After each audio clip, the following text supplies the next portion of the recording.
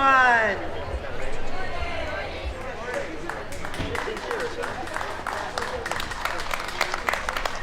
And welcome. If you like the sun, there's chairs here, but I understand why those of you are standing in the shade. Good morning, and welcome everyone. Thank you for joining us today as we commemorate our first Juneteenth celebration, officially a national holiday proclaimed by President Biden just yesterday.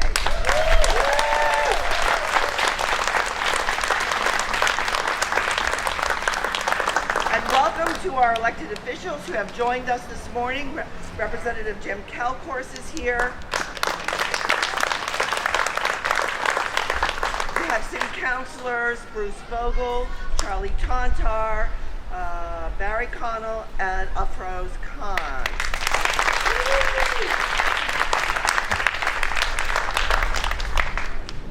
And is Sophia here from representatives? Oh, there she are. Oh, yes. I said hello earlier. Sophia from Senator DeZoglio's office. Thank you for being here, Sophia. So today we come together to celebrate Juneteenth, a day that has been nationally prominent, driven by the many protests against racial injustices that have erupted in our country this year. Juneteenth is a celebration of freedom and an opportunity to recognize the contributions that Black people have made to this country, our history, our culture, while acknowledging America's dark history of slavery. This day commemorates the moment that the last of our formerly enslaved people in this nation were freed. A day that marks the end of slavery in the state of Texas. For years, that has been a long effort underway to acknowledge this day, when on June 19, 1865, the enslaved Black people in Texas received the news that they had been freed by the Emancipation Proclamation. More than 2 years after Abraham Lincoln had signed it. Recognizing this day is a major step forward to acknowledge the wrongs of our past and to fulfill the promise of the Emancipation Proclamation and our Constitution. This passage will address this long gap in our history, recognizing the wrong that was done, acknowledging the pain and suffering of generations of slaves and their descendants, and to finally celebrate their freedom. Juneteenth marks an important moment in our history. Thank you to our Diversity, Equity, and Inclusion Alliance, a group of residents, city employees, and local leaders who are dedicated to making our community more welcoming for people of all backgrounds. I'm also grateful to our city's Human Rights Commission, who work to support the human rights of all persons and to promote a sense of welcome and inclusion within Greater Newburyport. Together, members of the DEI and our Human Rights Commission coordinated this celebration. Thank you very much.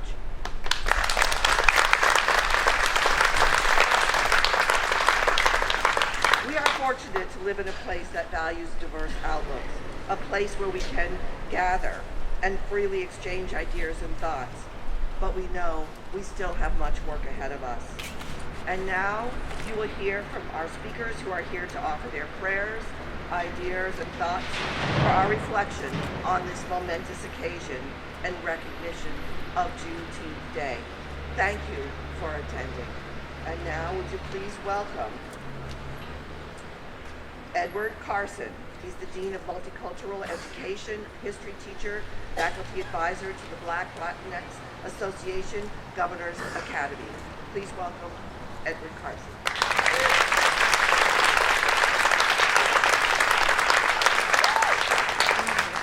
All right. Good afternoon, folks.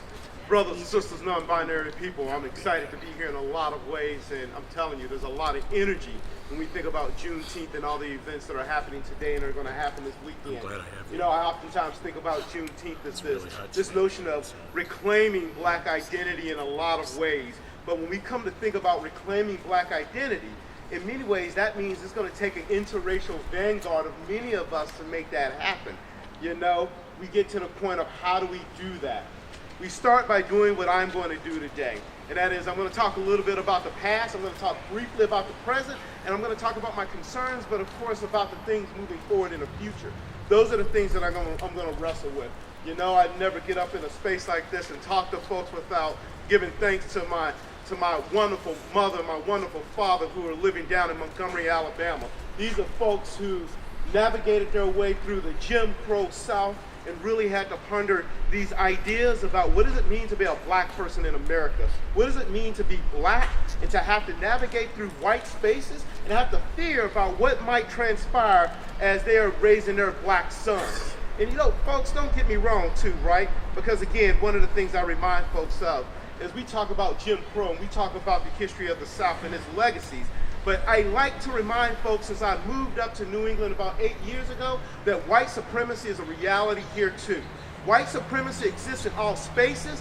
White supremacy exists when we don't see enough folks who look like me living in communities like this. And those are the questions we have to ask ourselves. As we think about Juneteenth, a holiday celebrated by black folks, by African American, by Afro-connected people throughout the United States, this is a day in which we think about that Union General, Major General Gordon Granger, who really arrived down to Galveston, Texas to announce the end of slavery during that particular time period. Today, Juneteenth, as we all know, is celebrated in a lot of different ways. For me, I'm just going to tell you right now,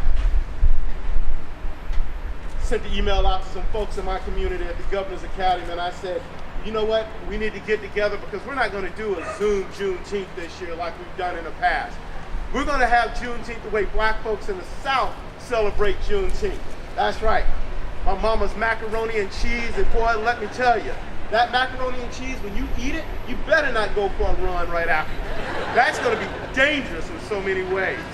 Right? We got the grill going. We got all of those things that are going to happen because when I think about the rejoicing of Juneteenth, I think about the greatness of what it means to be black in America. But I got to tell you though, as I think about Juneteenth, there's some things that trouble me sometimes. I appreciate the reality that Juneteenth is now going to be a federal holiday. I am super excited about that, right? Super excited about that.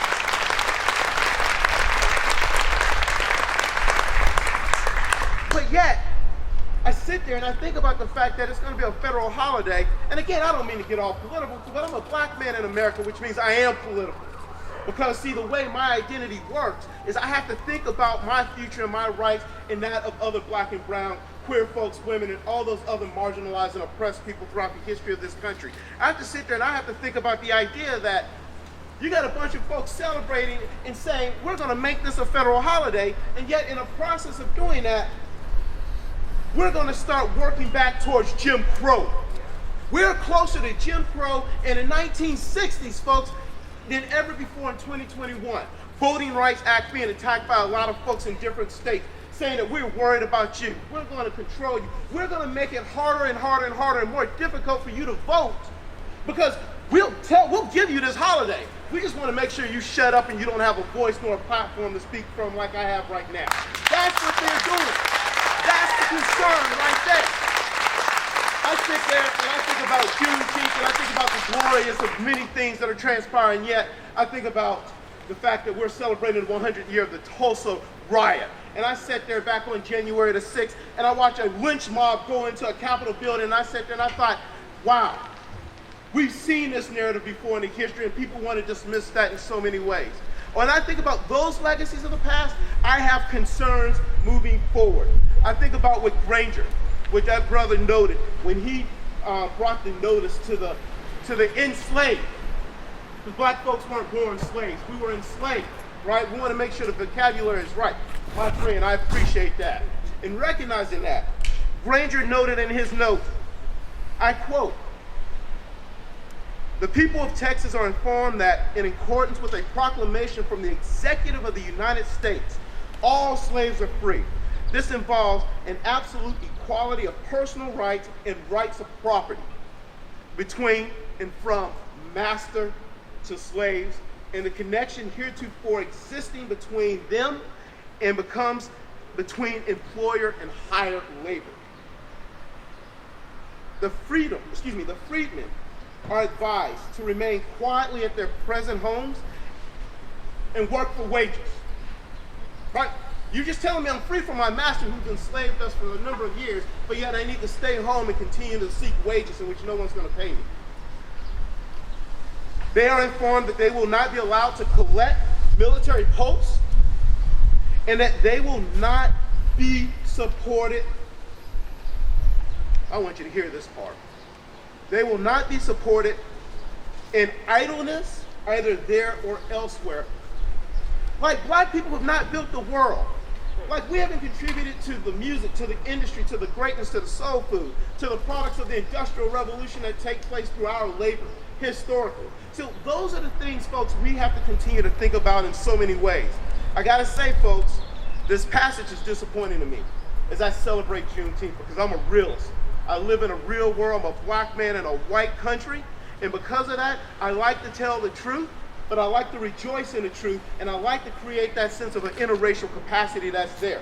Although General Granger's name is assigned to this order via Abraham Lincoln, it was drafted by a staff officer. You see, black folks were emancipated into a status of second-class citizen when we were informed of the Emancipation Proclamation on Juneteenth. And yet, the thing that people don't figure out nor realize is that black folks don't owe white folks anything for being free.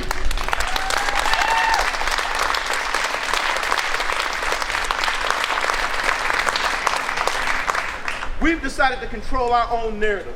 We've built this country, we've contributed to this country, we've brought intellectual thought, ideas, and I don't care what the orange man once said over there on 1600 Pennsylvania Avenue. I didn't come from a rat-infested folks. And that brother didn't make Juneteenth relevant. People who look like me and people like you who are here, you make Juneteenth relevant.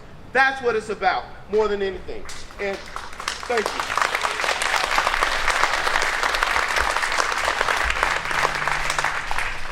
You know, I'm going to bring this to a close because, you know, some of the folks here who know me, I'm an academic and I can go on all day. Boy, and I got a lot to say. But, you know, I'm going to say this. I work at the Governor's Academy. That school was created in the year 1763. By the time we got to the American Revolutionary War and the Declarations of Independence, the Governor's Academy was already 13 years old. And yet, as we really come closer and closer to the 4th of July, I got to tell you, right? I applaud folks. Celebrate the 4th. Have a good time. Do your thing. But much like Frederick Douglass, who said, "What is to the slave on the 4th of July?" For me, the 4th of July is not my holiday. I have not celebrated the 4th of July in over decades, once I became cognizant, aware that the American Revolutionary War and the Declaration of Independence was really designed to really secure and to enhance slavery in a system that was in place. But what I do celebrate is Juneteenth. I have fun, I enjoy it, and I think about the amazing things that are there. Douglass proclaimed, I quote, the great Frederick Douglass. Oh, that brother with the great hair and a little growing out of here and everything, so you can't go wrong.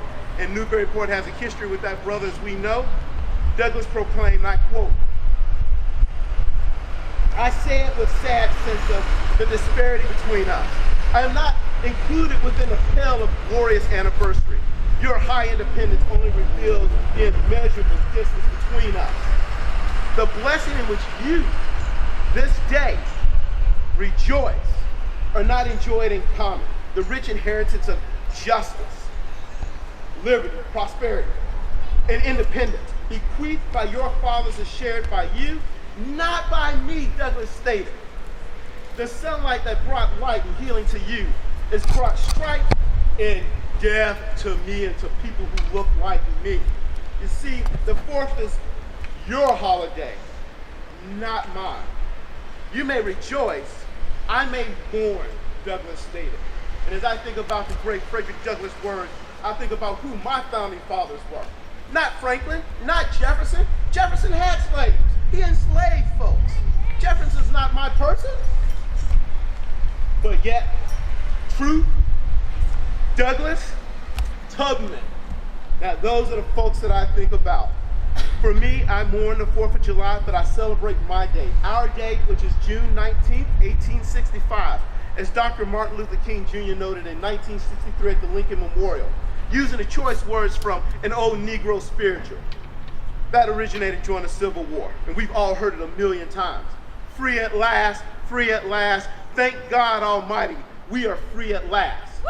Yes, that's what I'm talking about right there. We are free. And as we think about the words of King, as we think about the words moving forward, I'm going to conclude by saying this. I appreciate everyone showing up. I appreciate the leadership of the community of Newburyport. I appreciate being invited to this space to share and say a few things. But I'm going to tell you, Brother King will be disappointed here. Because again, he made that statement in 1963. And when I think about the suppression of voting rights, and I'm not going to name any parties here. Use your imagination. You read the news. At least you watch the right news, right? I'm going to tell you right now that we are closer to Jim Crow in 2021 than ever before. And those are the things that make people nervous.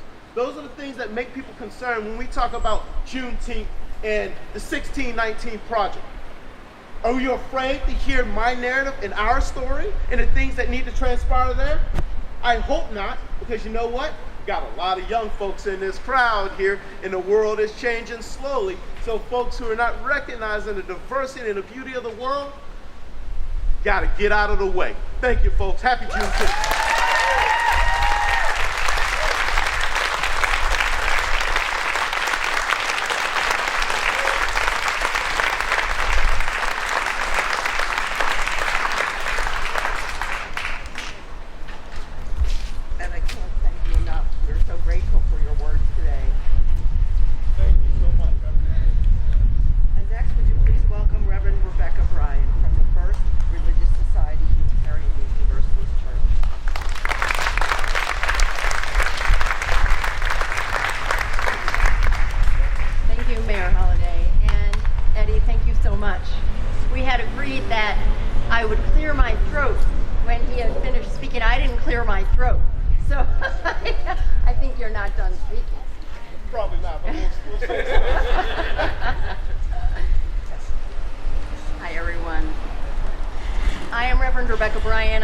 Of the First Religious Society, Unitarian Universalist, right down the street, and a member of the DEI on behalf of the Greater Newburyport Interfaith Clergy Association. It's my honor to be here today, and I am so glad to see so many of us that are here. I agreed to offer a prayer, which I will in a moment, and yet it hung heavy on my heart when I thought about what sort of a prayer I would offer on Juneteenth, because I wanted the words to be the words that were spoken from someone for whom this holiday is. And as life would have it, those exact words came to me just Tuesday. I spent the day with Lion's mom, Reverend Carleen Griffith-Sekou. Some of you know her. Lion Sekou, whose words I'll share in a moment, is the author of this poem that is entitled My Real Life and True Imagination. Lion is an 8-year-old. He is a 3rd grader and the winner of the 22nd annual Cambridge Public Library Poetry Contest. He's a student at the Backyard Learning Community in Cambridge, Massachusetts. When I read these words, I knew this was the prayer. So thank you, Lion, for your permission to share your words. And if you'll all just join me now in a spirit of meditation, prayer, centering, opening. And hear this, the words that come out of the mouths of our young ones. My real life and true imagination. Lion, leaping through the jungle, I hear the call of the wild. Onward and upward, nothing breaks my stride. Freedom, fighting against racism, reaching for the light, each and every one of us have an eternal spark, deciding to choose love, opening possibilities, marching, chanting, and singing. Dreams, daring to adventure, real within my reach, expressing my talents, acting heroic, mindful of my goals, strong purpose.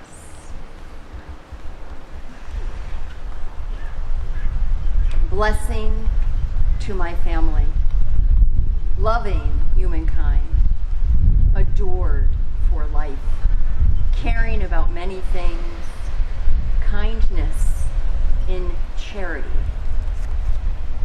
Black joy, blessing to my family, loving humankind, adored for life, caring about many things, kindness in charity. Black joy. Joy is youthful, outstanding people of color, yearning for freedom. Amen, and may it be so.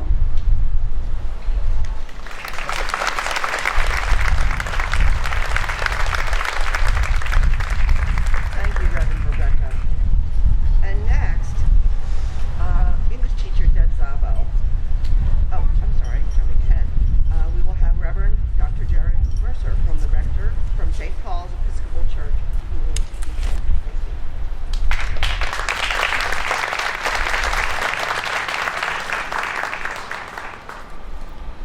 Thank you, Donna Holaday. I'm here to read a poem. Yeah. This one.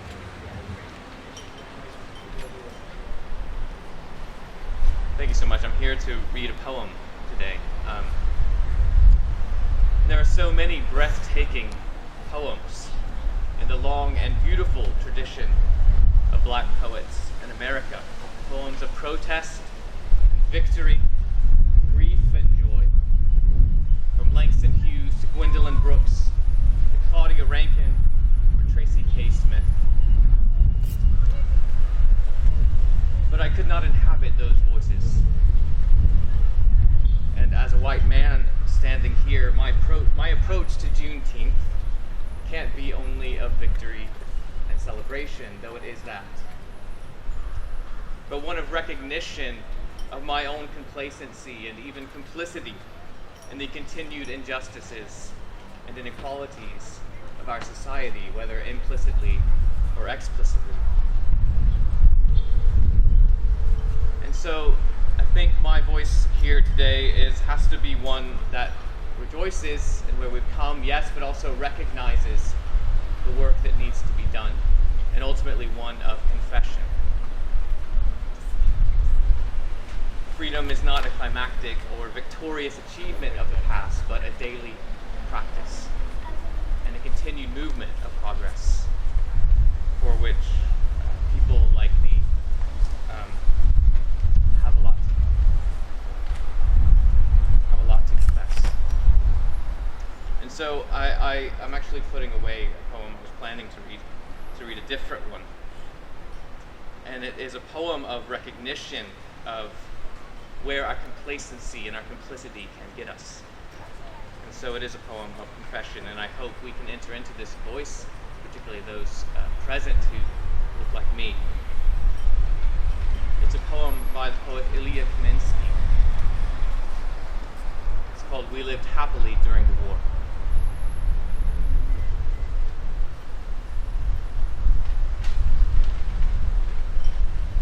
We lived happily during the war. And when they bombed other people's houses, we protested, but not enough. We opposed them, but not enough. I was in my bed. Around my bed, America was falling. Invisible house by invisible house by invisible house. I took a chair outside and watched the sun. in the 6th month of a disastrous reign, in the house of money, in the street of money, in the city of money, in the country of money, our great country of money, we, forgive us, lived happily during the war.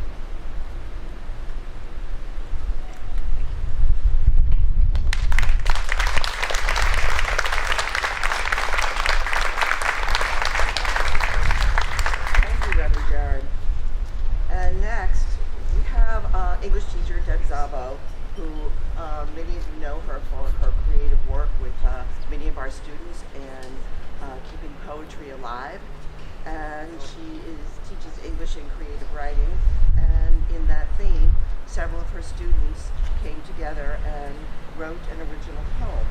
So today we have Mason Chambers and Audrey Hoover here, who will read the poem that's also was contributed to by Riley, Dotery, and Ella Lane. Please welcome Mason Chambers and Audrey Hoover.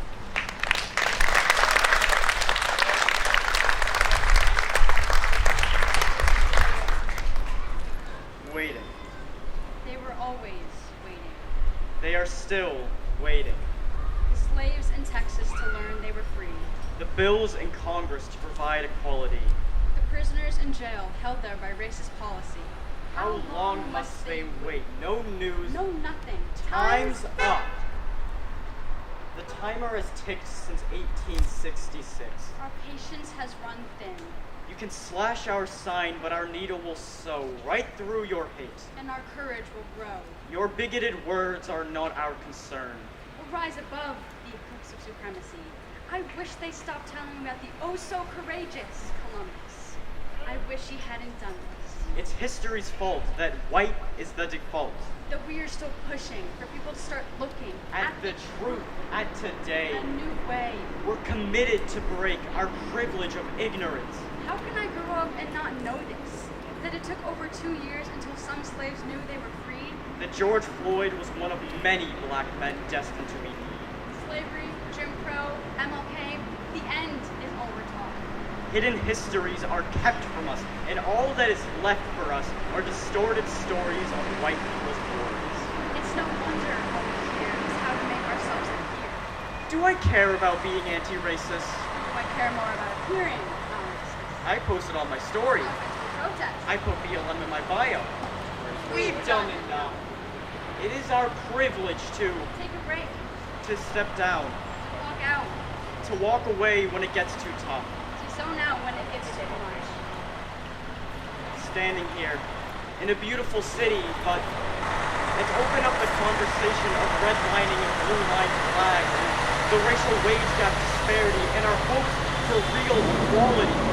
Not just here, but all throughout the nation. Let's honor Juneteenth with this proclamation. There's no time to take a break. We're just beginning to awake. White people created white supremacy. Surely it's our responsibility to dismantle it, to use our freedom to extend it to all, to call for systemic change now overall. No more excuses. No more abuses. No more baiting. No more waiting.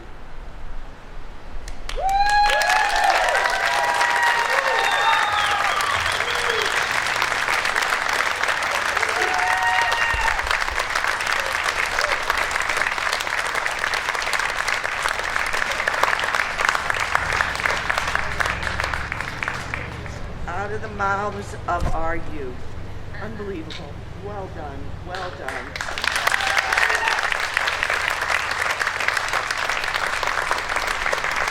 And now we will. Where's the black? The music?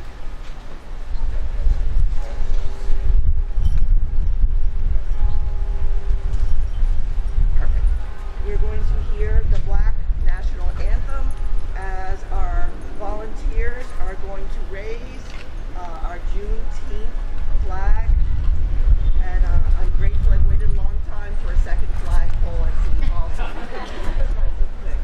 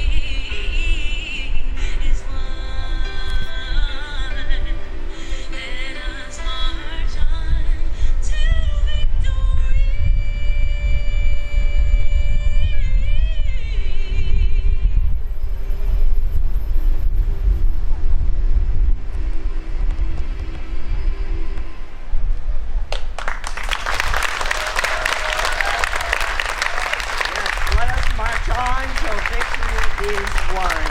And now a member of our DEI, Melissa Sills, will close our program today. And again, my thanks to all of you for joining us on this really, really significant day in the history of our country.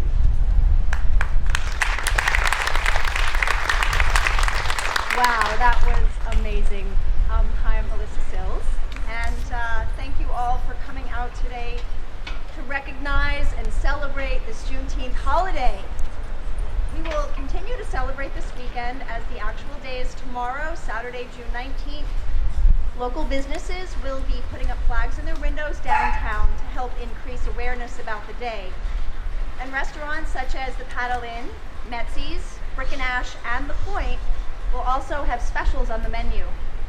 The library is also hosting a display about Juneteenth and putting out books that recognize Black stories and Black authors. So I suggest taking some time to check that out as well. Thank you to all of our speakers. Thank you to the members of the DEI Alliance and the Human Rights Commission that helped put these events together. If you would like more information about what the DEI Alliance is doing, please grab a flyer that has our website on it from the table. And thank you all for coming out today. This was amazing. Thank you.